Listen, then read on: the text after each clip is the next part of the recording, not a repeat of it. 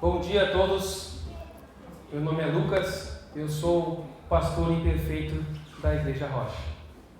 Meus queridos amigos e irmãos, nós vamos hoje iniciar uma nova série de mensagens, até a Páscoa e talvez um pouco depois, vamos ver.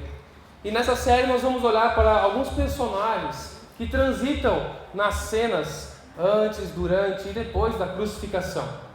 As mensagens, elas vão se basear, além das Escrituras, o nosso único livro, guia de regra, de vida, de prática, também vão se basear nas pesquisas de um teólogo escocês, batista, chamado Tom Houston. Ele é um pesquisador, historiador, e ele também utiliza-se em demasia do material de Flávio Josefo, um historiador do primeiro século, um judeu romano, que escreveu muito. Ele foi testemunha da queda de Jerusalém do ano 70 depois de Cristo, e ele já escrevia. Os materiais de pesquisa de Flávio Josefo perde só para a Bíblia, em quantidade de material que descreve o mundo greco-romano e judeu dos primeiros séculos. Então é um material muito bom de precisão histórica que vai contribuir para a gente aqui. Essas obras desses dois, elas nos fornecem material para essa série também. E nós vamos explorar um pouco mais de personagens que a Bíblia traz, que participam e presenciam a crucificação do nosso Mestre Jesus. Personagens que deixaram marcas dignas de reflexão e poucas marcas dignas de imitação. Essa série vai exigir de nós imaginação também. Nós vamos recriar cenas em nossas mentes, tentando viver aquele momento novamente. Não novamente nós, mas o momento novamente. Mas mais do que isso, o que eu tenho orado desde que eu comecei a estudar e preparar ela, é para que as experiências desses personagens nos moldem, nos transformem, para que o Espírito Santo use o exemplo deles para nos moldar e nos aproximar de Jesus Cristo em transformação da nossa vida. E nós vamos começar analisando a multidão do povo judeu em Jerusalém, na semana que antecede a crucificação. Então abra sua Bíblia em Marcos, capítulo 11. O Evangelho de Marcos, o capítulo 11. Essa mesma narrativa que eu vou ler a vocês aqui, também está descrita nos outros 3 evangelhos, em Mateus 21, em Lucas 19, em João 12. Mas eu escolhi trabalhar com Marcos, capítulo 11, nesta manhã. E nós vamos ler do versículo 1 ao 10, na verdade. Quem não tem sua Bíblia ou celular aí, o texto vai ser projetado. Vamos à leitura. Quando já se aproximava de Jerusalém, Jesus e seus discípulos chegaram às cidades de Betfagé e Betânia, no Monte das Oliveiras.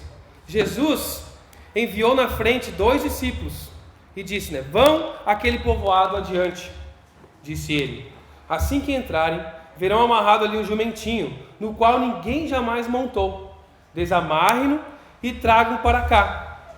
E se alguém lhes perguntar, o que estão fazendo, desamarrando esse jumentinho? Desculpa, eu pulei lá. E se alguém lhe perguntar, o que estão fazendo, digam apenas, o Senhor precisa dele e o devolverá em breve. Os 2 discípulos então foram encontrar o jumentinho na rua, amarrado junto a uma porta. Enquanto desamarravam, algumas pessoas estavam ali e perguntaram, o que vocês estão fazendo desamarrando esse jumentinho? Responderam, conforme Jesus havia instruído, e os deixaram levar o animal. Os discípulos trouxeram o jumentinho e puseram seus mantos sobre o animal, e Jesus montou nele. Muitos da multidão espalharam seus mantos ao longo do caminho, diante de Jesus. E outros espalharam os ramos que haviam cortado nos campos. E as pessoas, tanto as que iam à frente, como as que o seguiam, gritavam, Hosana, bendito é o que vem em nome do Senhor. Bendito é o reino que vem, o reino de nosso antepassado Davi. Hosana no mais altos céus. Oremos mais uma vez. Jesus, que a tua palavra abra o nosso entendimento, que o teu Espírito abra o nosso entendimento para a tua palavra, e nós possamos ser tocados por ti, para sermos mais parecidos contigo, em nome de Jesus. Amém. Parece até algo estranho o que está acontecendo aqui. A gente vê Jesus sempre sendo perseguido, e a gente imaginar uma multidão dessa fazendo o que está fazendo aqui. Jesus manda 2 discípulos à frente, e ele diz tudo o que vai acontecer. Vocês vão encontrar um jumentinho, e caso alguém pergunte, respondam assim e tal, vocês façam isso. Eles vão e tudo acontece exatamente como Jesus havia dito. Então eles preparam o jumentinho para Jesus entrar na cidade de Jerusalém. E nesse momento Jesus está cumprindo a profecia de Zacarias, capítulo 9, o versículo 9 de Zacarias, que diz: alegre-se, ó povo de Sião, exulte Jerusalém, vejam, o seu rei está chegando, ele é justo e vitorioso, mas também é humilde e vem montado num jumento, num jumentinho, cria de jumenta. O povo entende a mensagem, o povo percebe aquilo ali, ele entrando na cidade, montado num jumento, essa figura era muito esperada pelo povo. Então, e o povo, Jesus estava vivendo essa cena que era um desejo do povo.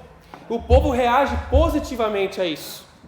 Eles estendem seus mantos, fazem como um tapete vermelho com as suas capas, cortam ramos de palmeiras, que simbolizam vitória, ramos de louro, acenando Jesus entrando, jogando no caminho.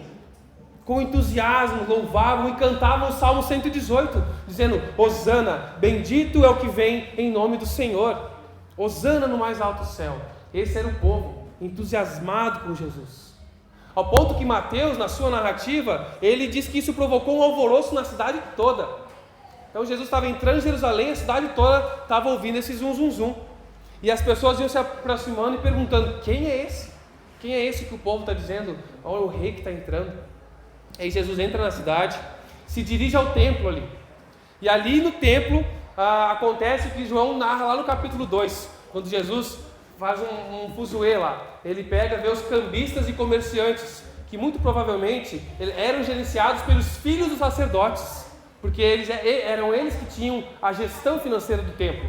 Então os filhos dos sacerdotes gerenciavam comerciantes e cambistas para eles explorarem o povo. E o povo era explorado nessa época de festa para vender animais para sacrifício.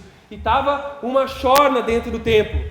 E Jesus chega ali virando mesa, derrubando tudo, fazendo realmente algo que às vezes quando eu era criança eu olhava aqui, dizem que Jesus nunca pecou, mas isso aqui parece que ele está meio bravo aqui, né? Meio irado. Eu olhava assim como criança, mas é a ira santa pelo que estão fazendo com a casa de Deus. Isso aqui não é lugar, essa casa é casa de oração, não de interesse e oportunismo. E ele vira todas as mesas, faz um tumulto. Imagine você, pombos nas gaiolas virando, batendo asas, moedas caindo, os cambistas pegando, parecia o antigo Rapa chegando na 25 de março, todo mundo querendo recolher seus bens, as crianças embaixo das mesas catando as moedinhas. Pensa na bagunça, os sacerdotes olhando tudo aquilo, ficando indignados com isso, e o povo aplaudindo: é isso aí, nosso rei, faz isso. Sim, o povo estava aplaudindo, estava assistindo isso, porque eles também eram prejudicados. Eles eram exonerados com esse abuso naquele comércio e Deus difamado. Então o povo apoiava. O povo estava empolgado com esse alvoroço desde a entrada de Jerusalém e a fama de Jesus aumentando. Eles estão todos empolgados, entusiasmados com Jesus. Talvez essa multidão estava pensando: agora falta pouco. É uma questão de tempo para Jesus assumir o reinado, a gente expulsar os romanos e nós vamos tomar de volta a nossa terra. Mas não aconteceu como eles esperavam. 5 dias depois desses acontecimentos, essa multidão empolgada, entusiasmada, feliz com Jesus, que ovacionava dizendo: Hosana, bendito é o que vem em nome do Senhor. 5 dias depois os gritos eram bem diferentes: crucifiquem-no, soltem Barrabás, prendam esse homem. A mesma multidão. Os gritos registrados por João no capítulo 12 como bendito é o rei de Israel, lá no capítulo 19, num coro uníssono o povo dizia: crucifiquem-no, não temos rei senão César. Do aplauso e adulação, a humilhação e cuspe. A multidão inconstante oscilou do domingo de Ramos à sexta-feira santa. O que estava acontecendo? Quando Pilatos ofereceu para aquela multidão uma escolha entre Jesus e Barrabás, eles escolhem Barrabás. Estavam a ponto de causar um tumulto ainda maior do que o primeiro, se Pilatos não fizesse o que eles queriam. estavam ameaçando ele, barganhando com ele, que iam dar de X9 e entregar ele para César, se ele não fizesse o que eles quisessem. Mas por que isso acontece, irmãos? Acontece porque pessoas são inconstantes. Pessoas são inconstantes. E essa mesma inconstância dessa multidão em Jerusalém, comum em meio à multidão, é endêmica na sociedade. A multidão é inconstante. As pessoas são inconstantes. Nós vemos isso em toda a narrativa bíblica. Em Moisés, lá em Êxodo capítulo 32. Depois do povo ver todas as pragas, a morte dos primogênitos, o mar vermelho se abrir, a coluna de fogo, a nuvem protegendo, e aí eles fazem um pacto solene com Deus ao pé do Monte Sinai, nós jurando fidelidade ao Senhor. O que acontece depois quando Moisés sobe ao Monte Sião, Monte Sinai? Em menos de 6 semanas, esse povo muda de ideia. Esse povo convence Arão a fazer um bezerro de ouro para eles adorarem, porque eles não tinham a quem adorar. A mesma multidão que viu tudo que Deus fez. Aconteceu com Josué, capítulo 24. No final da sua vida, quando o povo já havia tomado posse da terra prometida, do novo território, Josué exorta o povo sobre a inconstância deles, que tinha levado eles a se converterem em massa às práticas pagãs dos povos que eles derrotaram. Eles conquistavam o povo, não matavam todo mundo e se entregavam àqueles deuses dos povos. Aconteceu com Elias, 1 Reis capítulo 18, quando o rei Acabe e Jezabel intimaram o povo, dizendo que eles deveriam adorar a Baal. Agora adorem a Baal. O povo mansamente abandonou a fé dos seus antepassados, ignorou Javé, ignorou Yavé, ignorou o Santo Senhor Deus e começou a adorar a Baal. A ponto que Elias jogou na cara deles essa inconstância e falou: até quando vocês vão ficar oscilando de um lado para o outro? Se o Senhor é Deus, sigam-no, mas se é Baal, então adorem a Baal.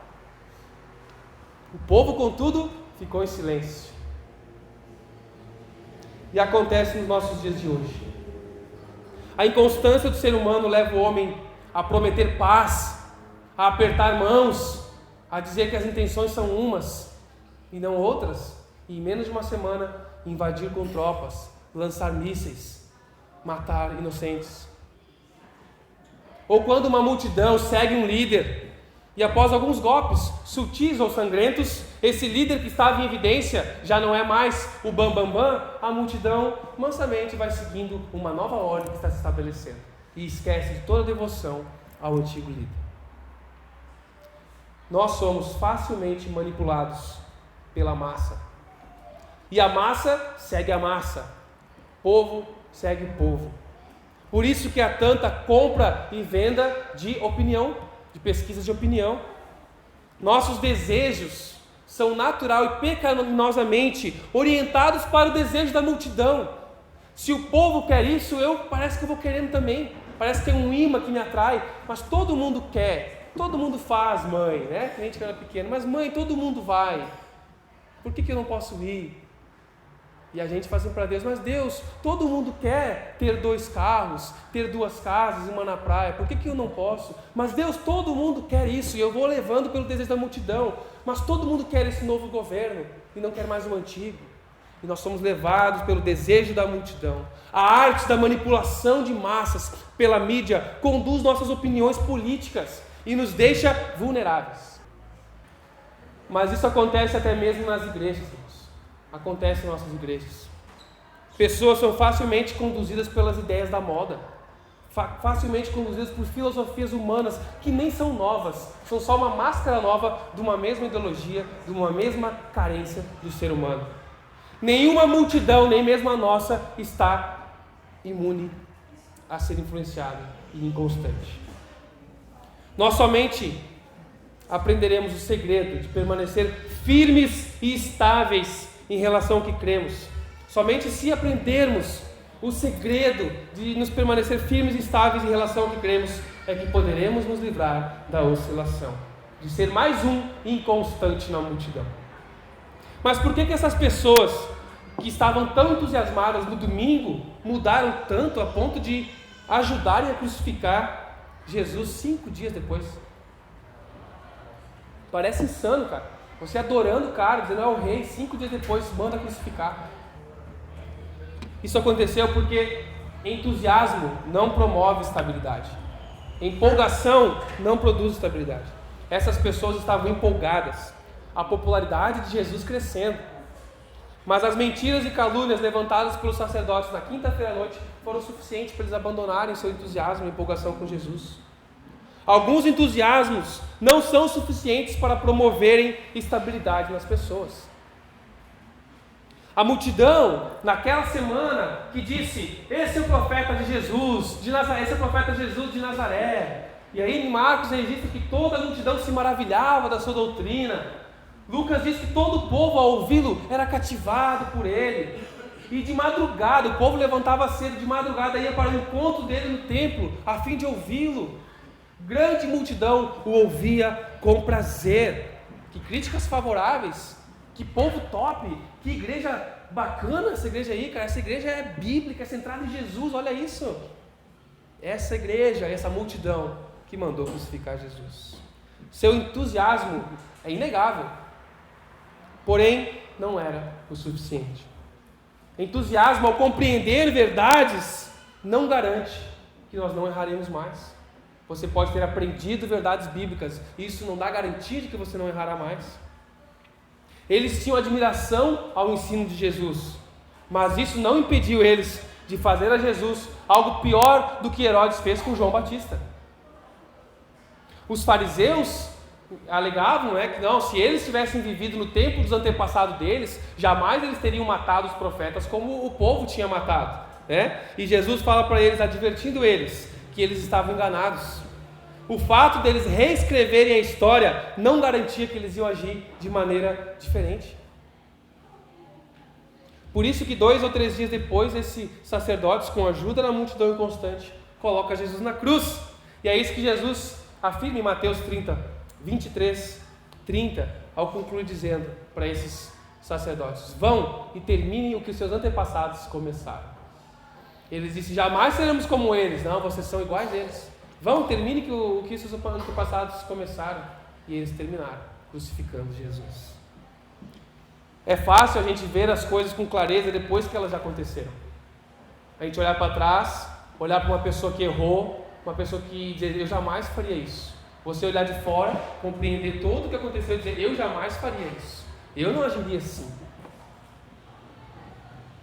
Uma vez que você está certo em relação ao passado, não te dá garantia que você está pronto para o presente. Infelizmente, não é assim que funciona. Só porque a gente sabe o que é certo, não significa que vamos fazer o que é certo. Não te dá garantia. Da mesma maneira que os fariseus condenaram seus antepassados, nós podemos ser os fariseus dos dias atuais. Compreendemos o que devia ter sido feito. Compreendemos o que deve ser feito, mas não agimos. Ficamos na inércia. O entusiasmo por Jesus como mestre no século XXI não nos impediria de crucificá-lo também. Ouvir suas palavras, se maravilhar com o ensino de Jesus é ótimo, mas não é suficiente. Até mesmo conhecer seus ensinamentos não é uma garantia absoluta de que não seremos manipulados a agir contra Jesus. Até porque Jesus tinha toda a admiração que alguém poderia querer do povo, com aquelas frases que o povo dizia dele. Eles acompanhavam, ouviam, iam todos os dias nos cultos, onde Jesus estava, essa multidão estava atrás. Eram crentes fiéis, e mesmo assim crucificaram Jesus. A sua aceitação a Jesus foi superficial, era empolgação. Por isso que entusiasmo e inconstância nos levam a escolhas erradas. Pense naqueles dias de festa, às vésperas da Páscoa. O povo se reúne diante do tumulto por causa de Jesus, mas também porque era a prática de soltar um prisioneiro. Olha que Marcos capítulo 15, se você está com a sua Bíblia, abra Marcos 15, 6 a 8. Olhando para esse trecho de Marcos, nós podemos entender que a primeira motivação daquele povo diante do palácio de Pilatos não era por causa de Jesus. Era porque era uma prática comum soltar o prisioneiro. Olha o que o texto diz. A cada ano, durante a festa de Páscoa, era costume libertar um prisioneiro, qualquer um que a multidão escolhesse. Um dos prisioneiros era Barrabás, um revolucionário que havia cometido assassinato durante uma revolta. Então a multidão foi a Pilatos e pediu que ele libertasse um prisioneiro, como de costume. Era um evento. Vamos lá, vamos ver quem vai ser o bandido solto. E a multidão ia lá pedir pela redenção de um bandido. Então a multidão se reuniu por isso. E aí também tinha o fato de Jesus estar sendo incriminado ali. Pilatos sabia que Jesus estava sendo preso por inveja dos sacerdotes. Lá no versículo 10 de Marcos, se você está com a sua Bíblia aberta, você vai ver isso. Mas os sacerdotes arquitetaram para que a multidão escolhesse Barrabás. O versículo 11 nos mostra isso. E o que acontece? O versículo 12 em sequência diz: Pilatos então perguntou à multidão: o que farei com esse homem que vocês chamam de rei dos judeus? E a multidão gritou: crucifique-o. Por quê? Quis saber Pilatos que crime ele cometeu. Mas a multidão gritou ainda mais alto: crucifique-o! Para acalmar a multidão, porque Roma não era Pax Romana, jamais podia ter alguma revolta. Começasse uma revolta, acalma-se o povo. Então, para acalmar a multidão, Pilatos soltou Barrabás. E então depois mandou soltar Jesus, entregou os soldados romanos para que fosse crucificado. Pilatos, sem princípios, ouviu a voz da multidão, que não é a voz de Deus, para agradar a multidão. O que levou essa multidão a escolher Barrabás e não Jesus? Por que eles não pensaram: cara, esse é o cara que estava ovacionando 5 dias atrás, vamos soltar ele, dar mais uma chance? Não, solta Barrabás. O que aconteceu na cabeça dessas pessoas? Primeiro, foi uma escolha espontânea e casual. Nós não temos muita informação sobre Barrabás. Temos alguns materiais extra-bíblicos também sobre ele, mas não temos muita informação. Mas a circunstância nos leva também a perceber que essa escolha foi casual, sem muita análise, sem valores e princípios. Também uma multidão não faz isso. Não era uma assembleia para decidir, era no grito. Pilatos sugeriu Jesus, mas os sacerdotes pressionaram, induzindo a multidão a escolher Barrabás. E eles exerceram o privilégio de escolher a pessoa a ser solta no calor da hora. Foi uma escolha casual, leviana, não premeditada, não programada. Foi na empolgação do momento. Escolhas rápidas demais. Mas o fato da escolha deles ter sido casual, no entanto, não a torna menos significativa. Na verdade, muitos psicólogos dizem, que as ações casuais, impensadas, que o ser humano, não premeditadas, essas ações nossas sugerem as melhores pistas para o verdadeiro estado da pessoa. Quando ela age espontaneamente, mostra mais sobre o seu estado. E o mesmo princípio se aplica à multidão. A decisão momentânea oferece uma pista de uma situação real. Uma multidão sem raciocínio, motivada pela emoção e manipulável por líderes imorais. Agora imagine Pilatos na escadaria do seu palácio, a bandeira de Roma balançando atrás dele, vários soldados na sua escada, aqui à frente dele, por trás dele, centuriões. Era o símbolo máximo do poder romano, da ocupação romana na Judéia. E aí aquilo ali despertava o ódio dos judeus. Essa terra é nossa, expulsa esses pagões daqui. Mas aquela imagem de Pilatos, aquilo ali dizendo: o que vocês querem, Jesus ou Barrabás? E talvez, num tom de ironia na voz de Pilatos, ele diz: vocês não querem que eu solte esse que é o rei dos judeus? Essa mesma multidão, que depois do milagre da multiplicação de pães e peixes, lá em Mateus capítulos 5 e decorrentes, essa multidão que queria forçar a Jesus, coroar ele como rei forçadamente, vamos botar esse cara como rei, fazer uma revolta aqui, ele vai ser o nosso novo rei. É isso que a multidão esperava. Essa mesma multidão que disse: bendito é o rei de Israel, falando isso para Jesus na entrada de Jerusalém, agora dizia: não temos outro rei, senão César. Somos devotos a César, queremos a ordem na Judéia. Era uma escolha emocional e irracional. Por que emocional? Porque eles se frustraram ao ver Jesus, a expectativa do Messias que ia fazer uma revolta e libertar eles, aquele cara ali de olhos vendados, mãos amarradas, o corpo já machucado, humilhado pelos soldados. Esse aí Não, Barrabás era um nacionalista, um cara que, no meio de uma revolta, matou. Ele acreditava na violência como um meio de conseguir os seus ideais. Esse aí me representa, pensavam eles. Esse aí quer nos libertar. Jesus é manso, fraco, fala de amor, está aí todo humilhado. O Barrabás é ousado, é corajoso. Esse nos representa. Solte Barrabás. Vamos ver, porque esse era a sede de liberdade do povo. O povo queria liberdade. E Barrabás era um escape emocional para a frustração das expectativas do povo sobre o Messias. E além de ser uma escolha emocional, era irracional.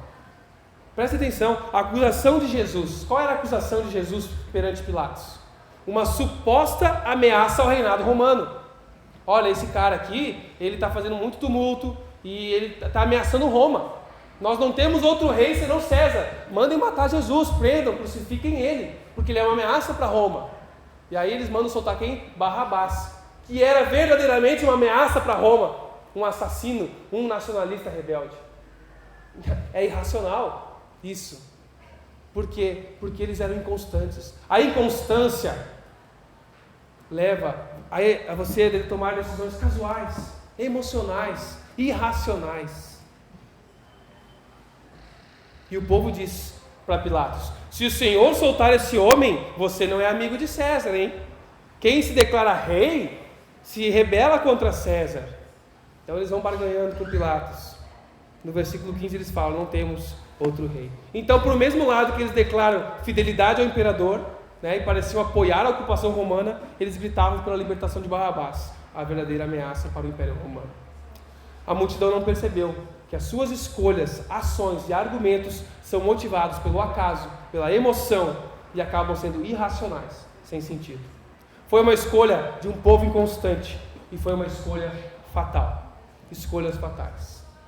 Pilatos tentou fazer o povo racionalizar: gente, que mal esse cara fez, por que eu vou crucificar ele? A maior das torturas romanas, a maior punição. E o povo nem responde, só grita mais alto: crucifica, crucifica. E aí começa um caos. Pilatos, esse povo não quer nem pensar. O comportamento normal de uma multidão é fatal. E o resultado de um comportamento comum e inconstante foi a morte de Jesus por crucificação. Os pregos que prenderam Jesus na cruz foram forjados no pecado da inconstância e da falta de compromisso com a palavra dele, com o que ele ensinava. E é isso que nós precisamos perceber nessa multidão, que também permeia o nosso coração. Comportamentos instáveis, entusiasmos sem compromisso, decisões emocionais, irracionais, irresponsáveis e fatais. Ao olharmos para essa multidão inconstante do domingo de Ramos até a sexta-feira santa, nós podemos aprender algumas verdades, irmãos. E a primeira é que a estabilidade espiritual não vem com entusiasmo, mas com comprometimento, com compromisso. Logo no início do seu ministério, Jesus, no ministério terreno, Jesus atingia direto o ponto fraco das pessoas. Não ficava adulando elas. Lá em Mateus capítulo 9, versículo 36, ele fala que as pessoas eram como ovelhas que não têm pastor, não pertenciam a ninguém, não tinham quem as guiasse, protegesse ou cuidasse delas. Embora o povo tivesse líderes, tinham líderes, Jesus sugeriu que eles não tinham alguém que amava e cuidava deles. A multidão foi deixada à deriva para seguir o seu próprio caminho, como ovelhas sem um pastor. Uma multidão que não pertence a ninguém e por isso era facilmente manipulada para todos os lados, pela astúcia de mercenários e facilmente levada pelas emoções. Uma multidão inconstante. Isso nos leva ao significado da cruz. Duas coisas estavam acontecendo ao mesmo tempo: o que os homens estavam fazendo e o que Deus estava fazendo. Do ponto de vista humano, o mal estava vencendo. Jesus estava sofrendo e sendo morto. Mas do ponto de vista divino, o bem estava vencendo o mal. Os homens crucificaram Jesus, mas o Senhor fez cair sobre ele a iniquidade de todos nós. para que pudéssemos ter acesso a Deus, ter vida e um novo relacionamento com Ele. O bom pastor dá a sua vida pelas suas ovelhas inconstantes. A multidão estava fazendo mal, mas Deus estava transformando em bem, o seu maior bem, cumprindo o seu plano e transformando esse mal em bem, oferecendo perdão e uma nova liderança para um povo sem líder, sem pastoreio. Jesus sofreu as consequências da nossa inconstância. Ele carregou no Calvário os nossos pecados, no seu corpo. Ele morreu, o confiável pelos inconstantes, o justo pelos injustos, para que pudéssemos ter vida e relacionamento com Deus.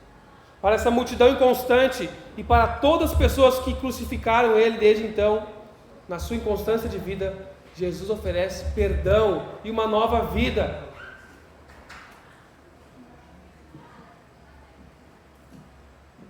Jesus nos oferece uma nova vida para aqueles que submetem a sua palavra, ao seu pastoreio, ao seu cuidado, aqueles que querem um compromisso com Jesus. Por isso que a estabilidade espiritual não vem com entusiasmo, mas com compromisso. E quanto a nós, pertencemos a uma multidão inconstante?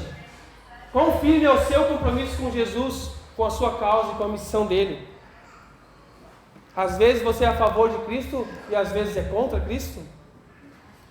Nós o admiramos como mestre e até mesmo defendemos ele com entusiasmo, mas damos as costas e seguimos outros quando a pressão ou a tendência em outra direção é forte. Quão firme é o seu compromisso com Jesus, com a sua causa e com a missão dele? Quem está conduzindo você? A Bíblia?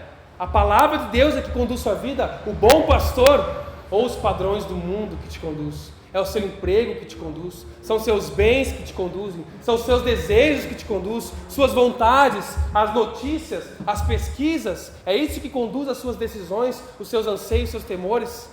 O que te move? E para onde te move? O que te move e para onde você tem sido movido? Nós precisamos parar de gritar, ovacionar a Jesus com ramos, com mantos, fazendo esse tapete vermelho para Jesus no domingo e na segunda-feira escolhendo Barrabás. Na terça-feira escolher Barrabás. Mas talvez você pergunta, como que eu escolho Barrabás ao invés de escolher Jesus? Quando você se preocupa mais com o conforto do seu corpo do que com o destino da sua alma, você está escolhendo Barrabás.